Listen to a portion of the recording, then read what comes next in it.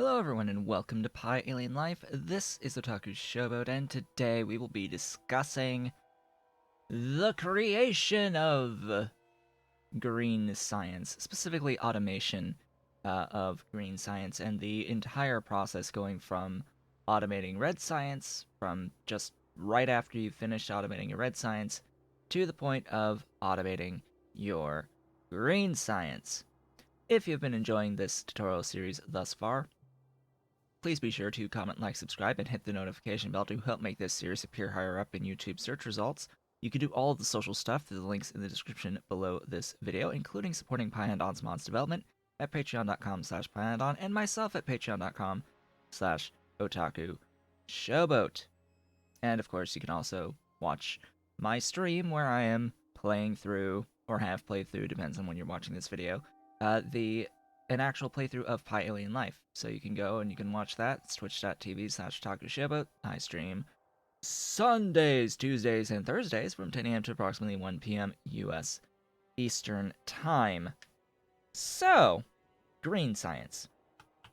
The science itself, and I'll also note that this is the second time I've recorded this because there's actually been some changes even as soon as I recorded the previous video. So everything is subject to change here. Just big caveat, everything is subject to change. Green science, just like with red, on the surface level looks very much the same as it used to pre-Alien Life. So if you've watched my green science video for pre-Alien Life, you've got a general idea of how it looks at the end of the chain still.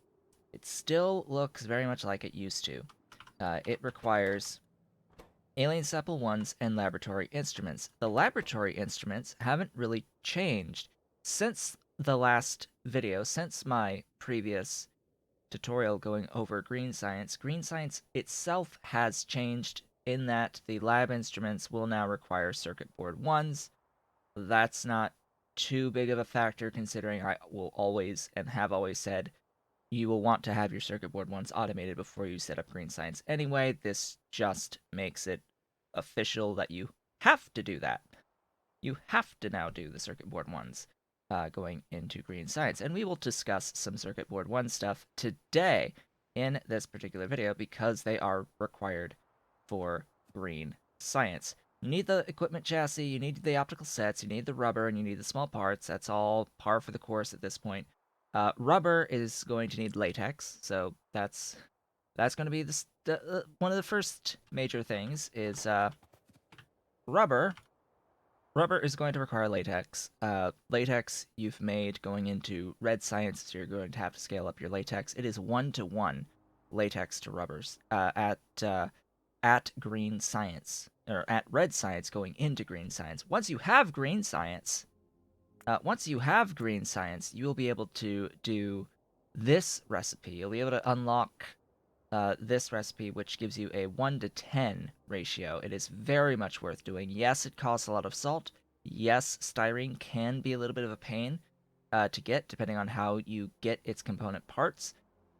But the latex cost is worth the effort here for doing this high tier recipe of 1 latex to 10 rubber.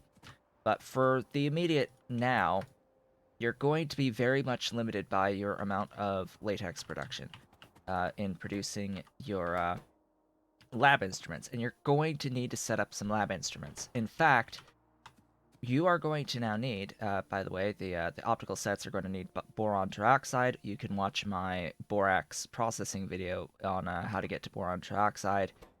You need duralumin and tin to make the equipment chassis, same as before. That's all the same as before. You're going to need some lab instruments for what we're about to talk about going into the other parts of this chain.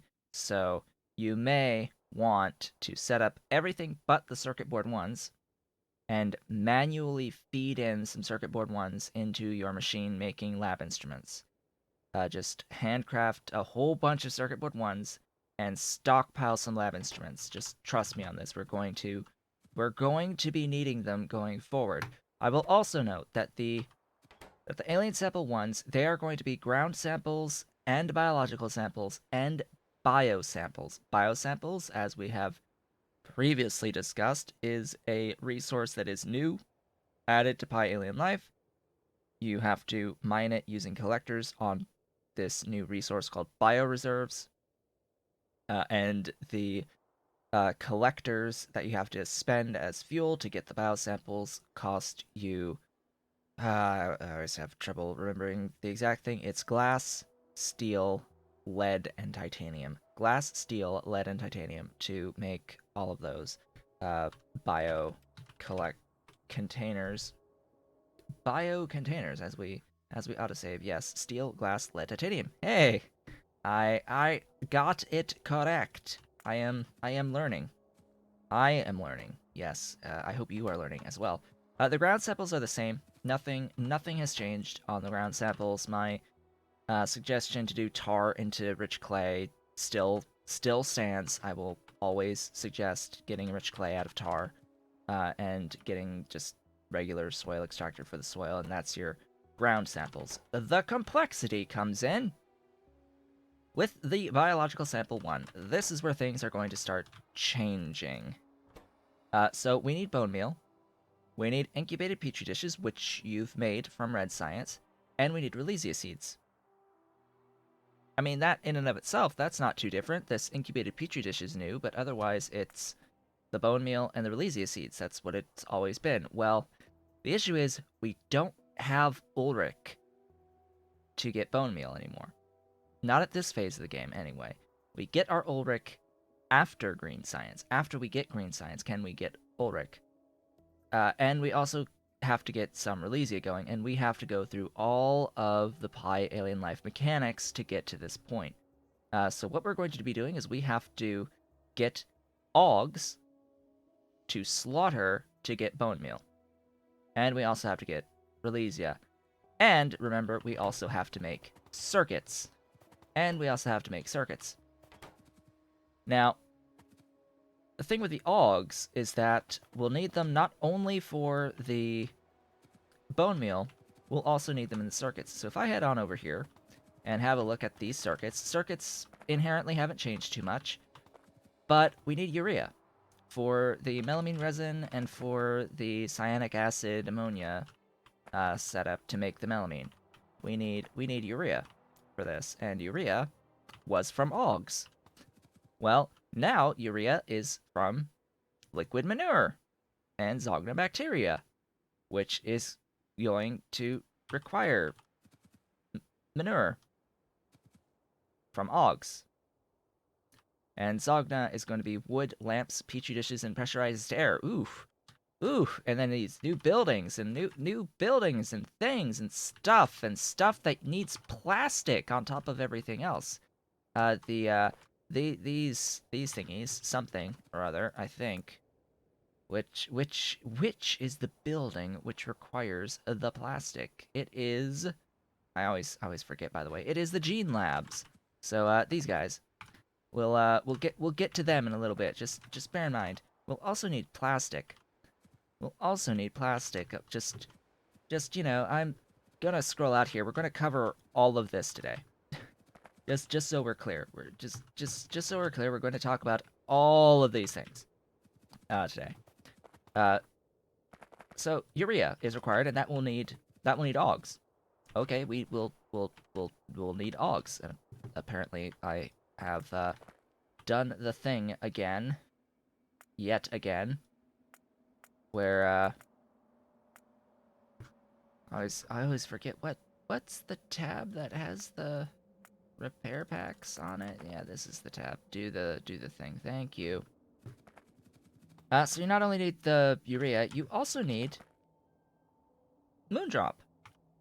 You also need methane. You need methane for formaldehyde to do this process to make the melamine resin. So not only do we need Augs and Relesia, but we also need Moondrop, because guess what? Moondrop are now also following the new alien life mechanics. So now we need Moondrop, Relesia, and Augs.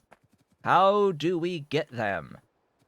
How do we get them? Well, as per usual, I will remind folks that when we place a building, it will give us now, it now gives us a nice little warning that you can see over here on the moon drop as well, saying it needs to have some glorious animals put in as modules, creatures for the relevant building. It will need them. And in fact, there will be no progress anymore. That is a new change. There is now no longer going to be progress that happens if you do not have a module. So there's no getting around it now. You have to use the animals as modules. You have to. It's non-negotiable. You need to do this. You need to do this to get the creatures as modules in. So you may be wondering, well, if that's the case, how do I get my first creature? Now, we've discussed this in the past on the both the general overview and on the creature mechanics tutorial, so we know that at this point we need to have a creature chamber. We need to build a creature chamber to get our first animal. The first AUG that we need is going to require this stuff called cDNA, as well as bear samples and random earth samples and codices and all that beautiful stuff. Now, the samples here is going to be science, steel chests, and more codices. And codices are going to require lamps and more circuits that you'll have to handcraft, as well as glass and tinned cable for all of the relevant stuffs. All of the relevant stuffs. Now, I think there'll be one more relevant thing. Now that I'm thinking about it, or it might not be. No, there's nothing, not yet, for the moon drops. Expect that to happen at some point too. There will very, very likely be some sort of a DNA thingy for the moon drops. I think right now it's just using the general flower sample. We'll have a look soon. Trust me. But yeah, codices, just, for all of the relevant things. Now, cDNA is made right here. Here's our reason to get plastic. We need cDNA, which means we need a gene lab to make the cDNA, which means we need plastic, which means we need to have a biofactory to make plastic via aromatics and syngas. I'll leave it to you on how you want to get your aromatics and your syngas. Cough, cough. Maybe that's an option for you. Okay. From there, we also need retrovirus and plasmids and moss gene samples. Well, the moss gene samples, that's simple. That's just moss. Moss and glassware to get moss gene samples. Just really, really easy. Biosamples. Hey, we've seen that. Incubated petri dishes, basic substrate. We've seen all this. Hey, lab instruments. Remember what I said about keeping some lab instruments on hand? Yeah, you need lab instruments now for the cDNA. For all of the things that require cDNA. Granted, this is not just your AUGs. This is also your first Releasia. And your first moon drops. So you're going to need cDNA, and as you see, it is just general flower samples for now. This may change. Just keep all this in mind. Your first creatures to use as modules / plants to use as modules are going to require cDNA for the Releasia, the Moondrop, and the AUGs. Now, moss gene samples or moss gene samples now is also made in the gene lab, so that is another plastic consumption right there. So you're going to need plasmids. Well, plasmids over here in a biofactory. This is going to be more lab instruments, as well as more glassware, and more incubated petri dishes, and Zogna bacteria. Remember that we need these as well to make urea at the end to, automate our circuit production. That important point, automating the circuit production. So we need manure, and we need Zogna bacteria, which is these things. It's in an incubator, new building for the incubator. And that will be that. And that just leaves, at this point, the Retrovirus. Now, this is where things get interesting. More interesting. So, steel, more glassware, more lab instruments, petri dishes, hot air, and Vrauk cocoons. What the hell is a Vrauk? Vrauk is going to be your first creature that you actually have to make. So yes, in order to get the creature that we want, we have to make another creature entirely to get the cocoons. Now, Vrauk, to get your first Vrauk, this will be moss gene samples, biosamples, a random earth sample, a Vrauk codex, a petri dish, and glassware. There is no need for cDNA for these. You can make them. And if you've been following the process to this point, and you've been making everything that you can make to get the AUG that you know you need, well, then you have everything set up already to do your Vrauk, to get the first Vrauk. And of course, the first Vrauk will go in, and you'll have to feed it biomass and moss and cages and water barrels, because yes, of course, you have to actually barrel water in PyAL life. That was non-negotiable. Pyanodon was not about to go through the effort, I suppose, of adding pipe connections to every single one of the new buildings. So it's just, water barrels in, water barrels in, water barrels in, and then empty barrels out. Just so we're clear about this, this was planned from the beginning to be barrels for water. Just, barreled water on here. So these will operate, give you a 70% chance of getting a cage Vrauk. Once you've made your first Vrauk, you'll be moving at a crafting speed until you get more, and you'll uncage them to add even more into the thing. You'll scale this however much you want, and then eventually you'll have enough excess Vrauks. Now, you may be wondering, well, if I get Vrauks, can I make the bone meal out of the Vrauks? No. Vrauks do not give you bone meal. Vrauks can give you formic acid if you full render them. I don't think you have the ability to do individual rendering at this phase of the game anyway, of Vrauks. You have to tech into that. But you can get formic acid out of it. Hey, there's the ability to make more latex out of doing that for not iron and copper. So that's nice. Vrauk also make arthropod blood, which you can't do anything with yet. They give you chitin again, which you can't do anything with yet. So really, the concept of full rendering these would give you a lot of products that you would have to void, for the exception of just the formic acid, just very, very small amounts of formic acid. I do not think it is really worth voiding these yet, or slaughtering these until you get access to the individual recipes, and then perhaps the formic acid of anything would be the most valuable there. If you want to do formic acid biotically with a large amount of space devoted to these Vrauk. However, we're here for cocoons today.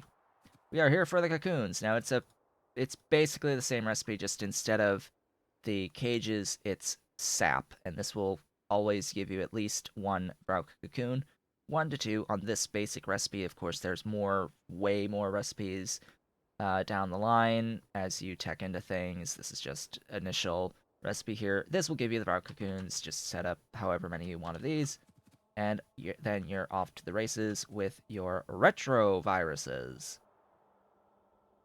Once you have the retrovirus, you will then have your cDNA, and you can make your first AUG, and your first Relesia, and your first Moondrop down here. Of course, I will mention again, with the flowers, both of the flowers, with Relesia, you need to cycle this 3 times to have enough Relesia to give you this first round of seeds, plus have a flower for the module. you need enough flowers for the first round of seeds and module in the building to actually process the seeds into more flowers. 3 cycles of this minimum for the Relesia, 2 cycles minimum down here on the Moondrop, because it gives you 4. And also, note, when you're making seeds, you will always get back some amount of the Moondrops anyway when making the seeds. These are slightly different than every other thing in the game, every other plant in the game. These are sort of like I would call them a more like a hybrid between the flower mechanics and the fungus mechanics, in that it has a ton of module slots for the Moondrop, and while it doesn't have the spore mechanic for getting your actual modules. So yeah, it's got a lot of module slots from fungi. That's why it reminds me of fungi. And to help with getting all of these modules, you do get back some Moondrop after extracting seeds. You will guaranteed get at least 2 back of the 5 in, and you will guaranteed get 7 seeds out of it. There is a chance to get up to all 5 of your Moondrop back, as well as get up to 10 seeds. So just keep that in mind. Don't pay attention to the actual craft time mod here. Use Hell mod for this to actually do the math for you on what the averages will be on the output. And yeah, that's a logistical challenge. You will need enough Moondrops. You'll need enough Moondrops to fill both the expansion of the development of the Moondrops, as well as produce enough seeds to make the methane for you. And that will be the methane. That will be the methane for the formaldehyde, for your melamine resin, for here for the formaldehyde, for the melamine resin. Of course, remembering that this is also copper. Everything else is the same about circuits. You can refer to my circuit video where I talk about these things. We are here for the changes with PyAlien Life, and that relates to making manure. Let's talk about manure. So Augs. Yes, Augs. You will start by making the caged Augs. Once you get your first one, after feeding the cDNA, put 1 Aug in, do the recipe, get more Augs, scale this up. You'll conveniently then have enough to convert into the bone meal, and then you'll have your bone meal all set up and ready to go. And then you'll have to have even more Augs to go and use as modules for producing manure, which is, again, a very, very similar initial recipe between the caged Augs and the manure. That will go in to make liquid manure, combined with Zogda to give you urea to feed in to the cyanic and ammonia, as well as the melamine resin. And voila, you have now officially automated your circuits. As one side note here that I have just remembered and realized that I've forgotten to mention, in the circuit chain, you also need fiberboard to get your PCBs, and fiberboard requires raw fiber. Now, normally this will come from Kickalk. If you're not using PyAlien Life, you would set up Kickalk plantations. You still can set up Kickalk plantations to give you raw fiber. However, there is a recipe to make raw fiber now out of wood in the early game. And since you're not going to need a ton of raw fiber and fiberboard anyway, for the amounts of circuits that you need at Green Science, I suggest skipping Kickalk for now, when just getting to the point of setting up your Green Science. And that just leaves Relesia back here. You need the Relesia seeds for this. Again, just like with the Moondrop, you need the Moondrop seeds to make the methane. You need the Relesia seeds to make the biological sample 1. So you're scaling you're scaling in order to make more seeds. Just bear in mind, you have to keep the seeds flowing into the releasia to make enough flowers. And this will positive feedback loop fairly quickly for you by comparison to some of the other stuff. Just, at least 3 cycles making your initial releasia to give you the stuff for the first seeds, as well as the stuff for the specific recipe you want to use at the very, very beginning. I'm just showing here a soil, water, hydrogen, because that's like all free stuff with the seeds, and then just, you know, all the buildings on the planet. Scale. That'll give you biological samples. That'll give you alien sample ones, and that will be the end of green science. We did it in 25 minutes. Within 25 minutes. Oh my god. We did the thing. We did the thing. I will also note here, right here. The reason why I have Nextlit here is there will be buildings that will require Nextlit.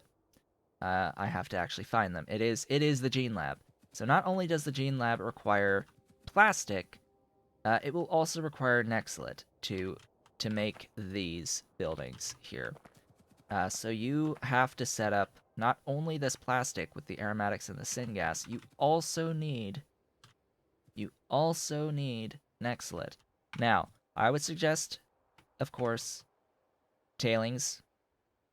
To get tailings, to do stone-based tar, because you'll be able to use the tar relatively easily, and it gives you some tailings. This can be a very good way of getting some extra tar in particular, as well as some initial tailings. The best way of getting a constant supply of tailings will be to make sand and convert it into pure sand, and then void the pure sand. And then just combine the tailings from these, and there you go.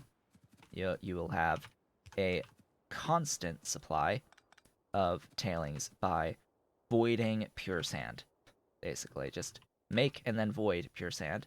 Use what you can of the pure sand.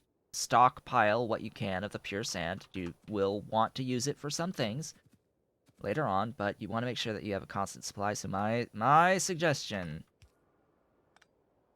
to get a good supply of Nextlit in the early game / the entire game, void pure sand. Just void pure sand. Note that you will get to a point in Nextlit processing that will require inordinate amounts of regular sand. So I would say potentially don't go all the way up to pure sand. Go to sand and have a ton of sand.